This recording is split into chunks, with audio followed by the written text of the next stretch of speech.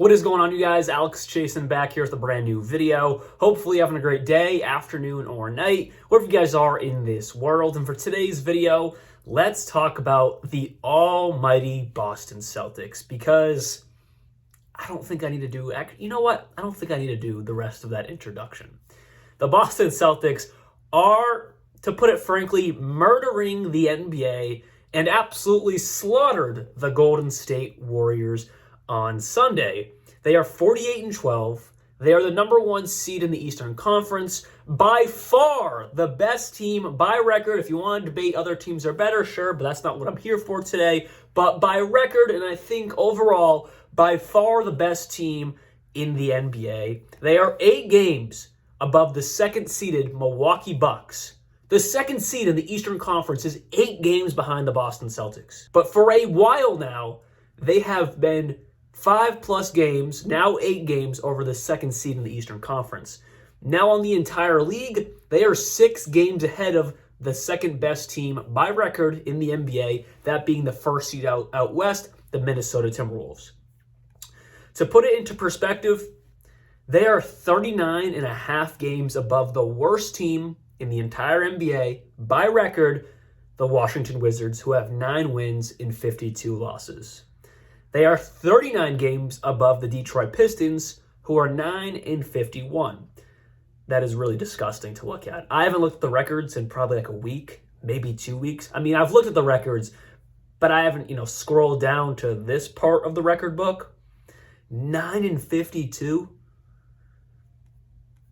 Yeah, we don't need to talk about the Wizards anymore. I don't want to do them dirty. But let's continue with the Boston Celtics, and let's go over this big win against the Golden State Warriors. Because not only are the Boston Celtics firing on all cylinders offensively, defensively, they just beat the Warriors 140-88, up by 44 points at the end of the first half, and they were up, 82-37 at halftime.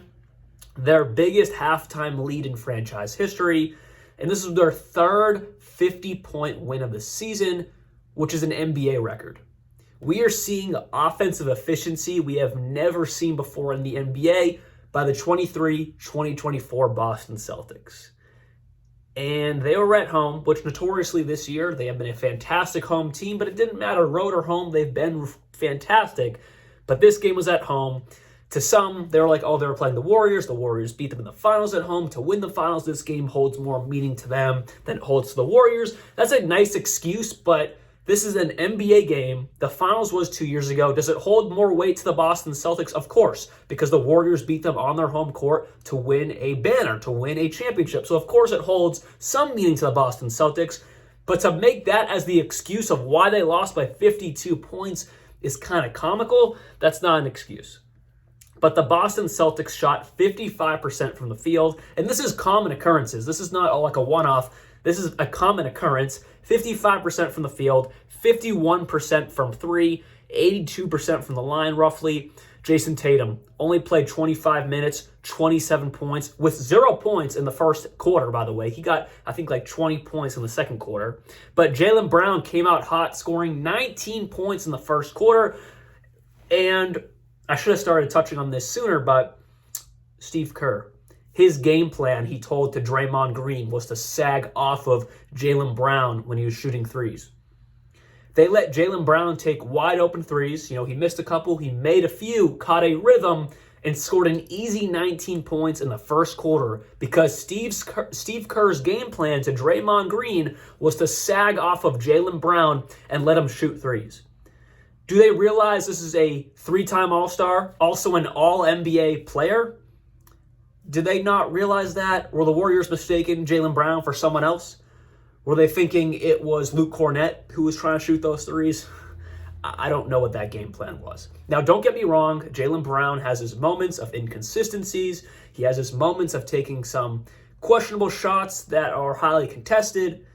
But this is a 3-time All-Star, an All-NBA player. You're leaving him wide open. He can shoot the ball, and you're leaving him wide open to start the game. He catches a rhythm, bangs 19 points in the first quarter, finishes with 29 on the game, going 11 for 19 from the field and 5 for 10, 50% from 3.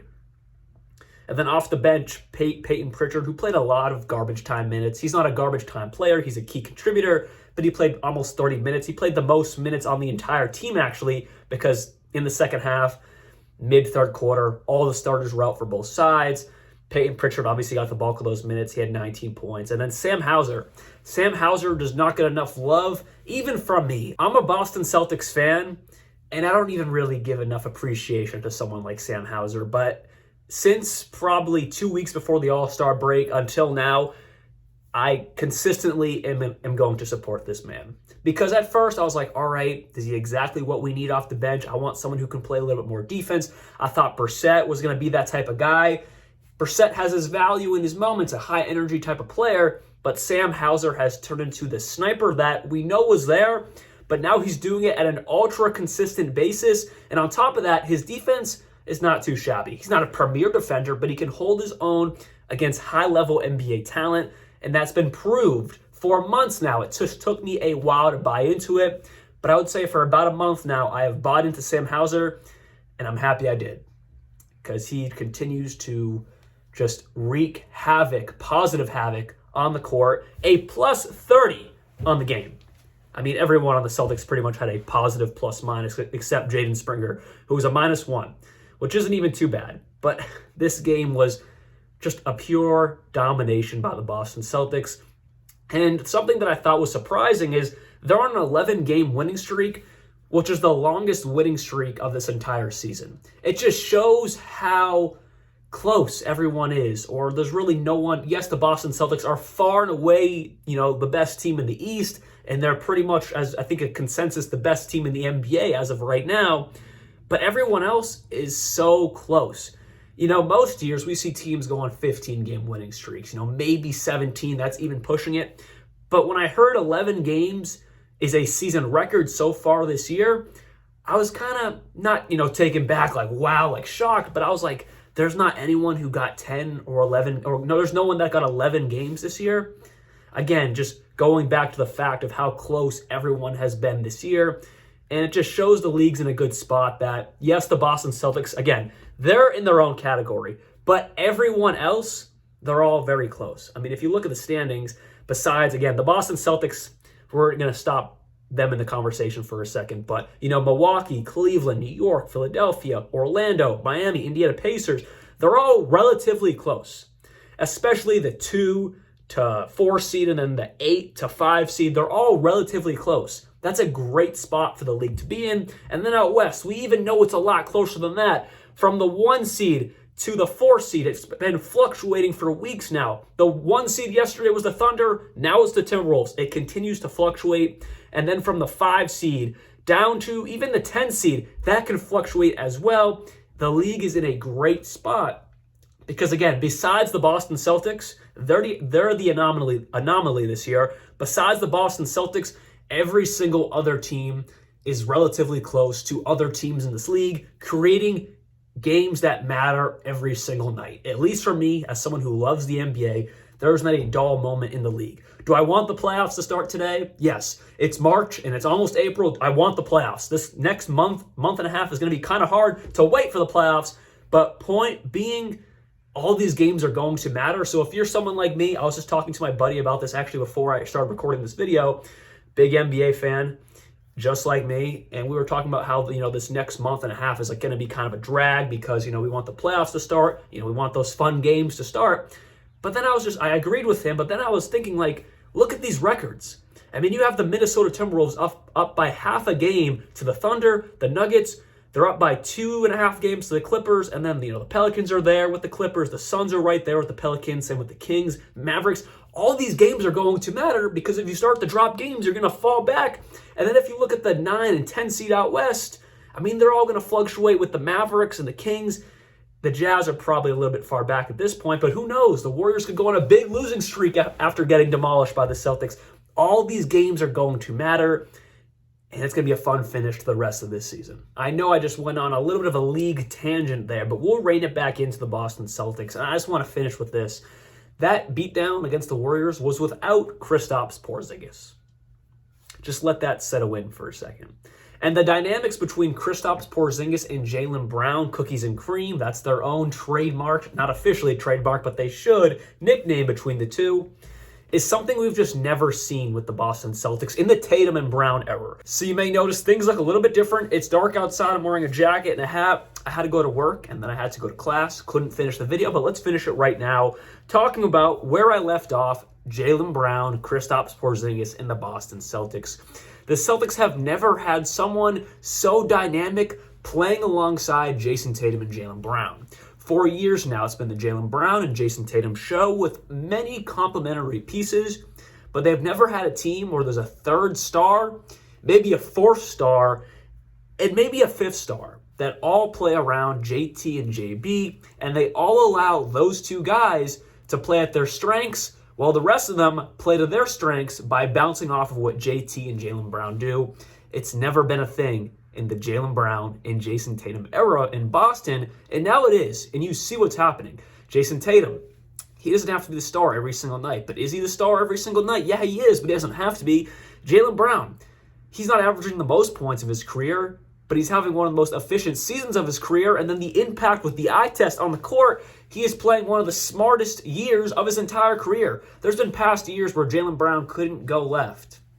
It's kind of a made-up thing, but there was years where Jaylen Brown couldn't go left, or he dribbled it off his knee half the time, turnover galore. We're not seeing that this year with Jaylen Brown. Jaylen Brown is a smarter level player. Maybe on the stat sheet he didn't take a major jump, whatever it may be.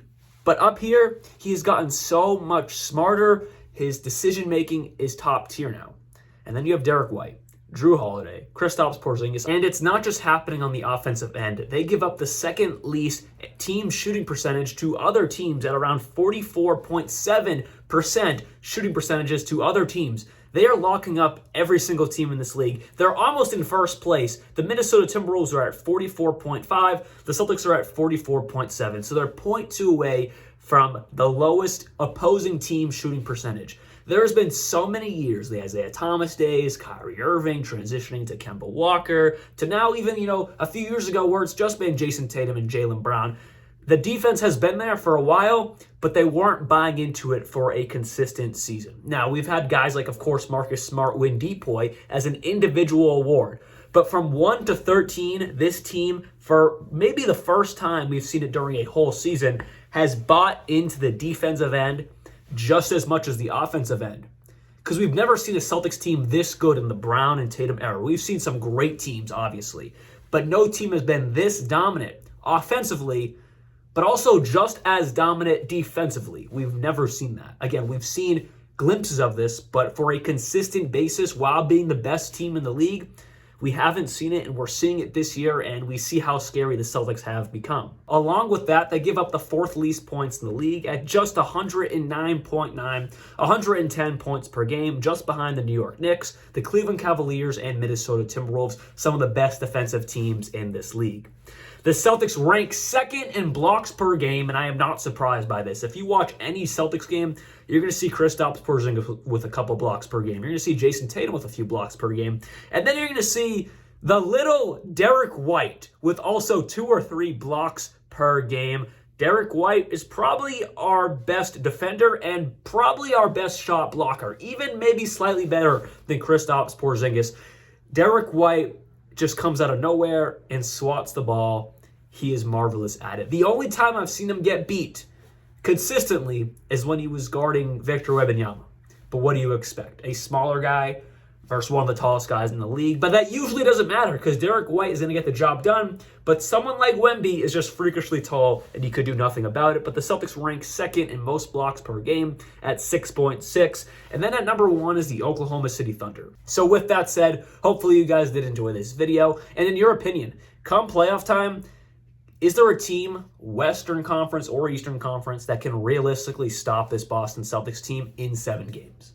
I really want to know, because in my opinion, I can think of maybe 1 or 2 teams that could do it, and that's a discussion for another day, because I want to make a whole video on this type of stuff come playoff time, but I can think of maybe 1 or 2 teams. 1 team in the Eastern Conference, and then 1 team in the Western Conference, but I don't think they will beat the Boston Celtics. I just think they have the best chance out of anyone else, because except these 2 teams I'm thinking about right now in my head, I don't see anyone stopping this Boston Celtics team. So hopefully you guys did enjoy this video. I'll be back very, very soon. And like always, peace out.